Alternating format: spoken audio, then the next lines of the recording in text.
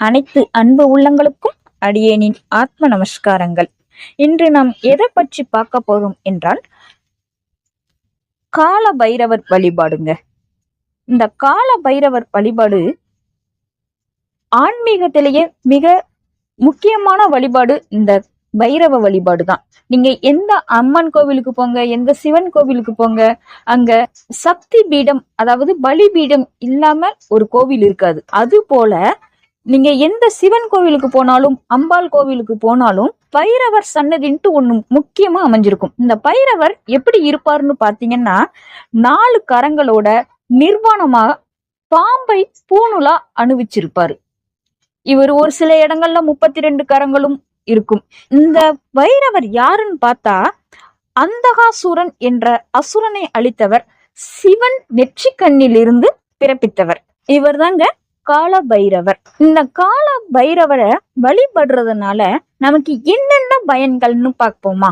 அதாவது பில்லி, சூனியம், செய்வினை, பேய், பிசாசு போன்ற பிரச்சனைகள்ல இருந்து சிக்கி தவிப்பவர், கிரகங்களின் பிடியில் சிக்கி தவிப்பவர், ரொம்ப நாளா எனக்கு வேலை கிடைக்கல, ஐயோ எனக்கு குடும்ப பிரச்சனை, ஐயோ நானும் என் மனைவியும் பிரிஞ்சிருக்கோம், என் குழந்தைங்க என் சொல்படி கேட்க மாட்டேங்காங்க, என் குழந்தைக்கு படிப்பு வர மாட்டேங்கி, என் பையனுக்கு வேலை கிடைக்கல, என் மகனுக்கு திருமணம் நடக்கல, என் மகளுக்கு திருமணம் நடக்கல அப்படின்ட்டு மனசுல என்ன குறைகள் இருந்தாலும் இவர்கிட்ட சொன்னா அது கண்டிப்பான முறையில நடக்குங்க.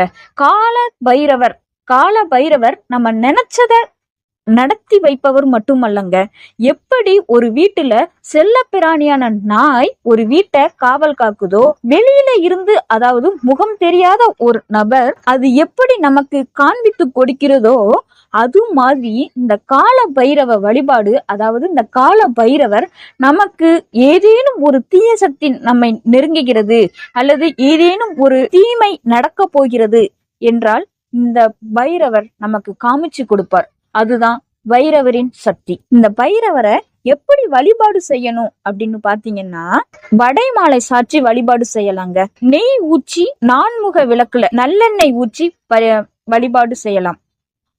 இதை விட சிறப்பு என்னவென்றால், நெய் விளக்கு ஏற்றுவது மிக மிக சிறப்பு.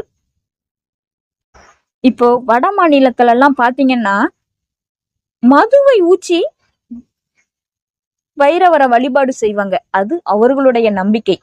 நாம இப்ப பொதுவா அம்மன் கோவிலுக்கு போறோம், ஒரு சிவன் கோவிலுக்கு போறோம், வடையோ அவருக்கு படைச்ச தயிர் சாதத்தை நாம கையால அல்லது நம்மளோட குழந்தைங்க கையால 4 பேருக்கு கொடுக்கும் போது நம்மளுடைய பித்ரு தோஷம் நீங்கும். நம்ம குழந்தைங்களுக்கு ஒரு ராகு கேது பிடியில இருக்குதா, அப்ப அந்த தோஷம் நீங்கும். இந்த பைரவர் நம்மளோடைய இருக்கிறார். அதாவது நீங்க ஒரு சில நாட்கள்லயே பைரவர் நமக்கு துணை இருக்கிறார் அப்படின்றது சில நாட்கள்லயே வெளிப்படுத்துவாருங்க. எப்படின்னு பாத்தீங்கன்னா, நீங்க ஒரு சிவன் கோவில்ல போய் சிவனை, அம்பால, பைரவரை வழிபட்டுட்டு வரலாம். வரும்போது நீங்க எதார்ச்சியா பார்க்கலாம், ஏதோ ஒரு நாய் தெருவுல சுற்றிக்கிட்டு இருக்கிற நாய் நம்ம பின்னாடியே வரும். இது உங்கள நிறைய பேருக்கு நடந்திருக்கும். காரணம் என்ன? உனக்கு நான் துணை இருக்கிறேன் அப்படின்றத நீங்க வணங்குன அந்த பைரவர் உங்க பின்னாடி வருவாருங்க. உங்க பின்னாடி வந்து சொல்லுவார், உனக்கு நான் துணை இருக்கிறேன், நீ பட்ட கஷ்டம் நீங்க போது, நீ அனுபவிச்ச துன்பம் நீங்க போது அப்படின்னு உங்க கண்ணீரை துடைப்பவர் தாங்க இந்த கால பைரவர். இந்த பைரவ வழிபாட எப்ப நம்ம தொடங்கலாம்னு பாத்தீங்கன்னா, ராகு காலத்துல நம்ம பைரவரை விளக்கேற்றி வழிபடுவது கூடுதல் சிறப்புங்க. இந்த பைரவ வழிபாடு எப்போ வருகிறதுன்னா, வெள்ளி இரவு அன்று 10:31 ஆரம்பித்து சனிக்கிழமை இரவு 11:45 முடியுது.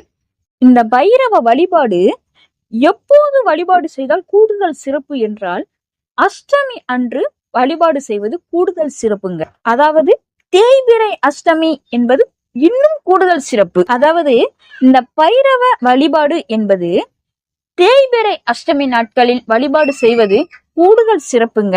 இந்த தேய்பிறை அஷ்டமி எப்போது வருதுன்னா, இந்த ஆண்டு 23ஆம் தேதி வெள்ளி இரவு அன்று 10:31 ஆரம்பித்து சனி இரவு 11:45 முடிகிறதுங்க. இந்த நாட்களில் சிவனையோ அம்பாளையோ வழிபட்டா நம்ம நினைச்சது நடக்கும், கேட்டது கிடைக்கும். லைஃப்ல நீங்க என்னது கேக்குறீங்களோ அத பைரவர்கிட்ட கேளுங்க. பைரவரோட அனுகூலம் இல்லாம லைஃப்ல எதுவுமே ரன் பண்ண முடியாது. ஃபார் எக்ஸாம்பிள், நான் புது பிசினஸ் ஸ்டார்ட் பண்ண போறேன், நான் புது வியாபாரம் ஆரம்பிக்க போறேன், நான் வரன் பார்க்க போறேன் அப்படின்னு ஒரு செயலை தொடங்கும் போது நீங்க தாராளமா செய்யுங்க. பைரவரை வழிபட்டுட்டு நீங்க செய்தீங்கன்னா அந்த செயல் நிச்சயம் கைகூடுங்க. ஏன்னா பைரவர் 8 திசைகளிலும் இருந்து காவல் காத்து உங்களுக்கு கூடவே வருவார், உங்கள் பயத்தை போக்குவார், உங்களுக்கு வெற்றியை தருவார். இதுவரை இந்த அடியேனின் சொற்பொழிவுகளை கேட்ட அனைத்து அன்பு உள்ளங்களுக்கும் நன்றி. நன்றி உறவுகளே.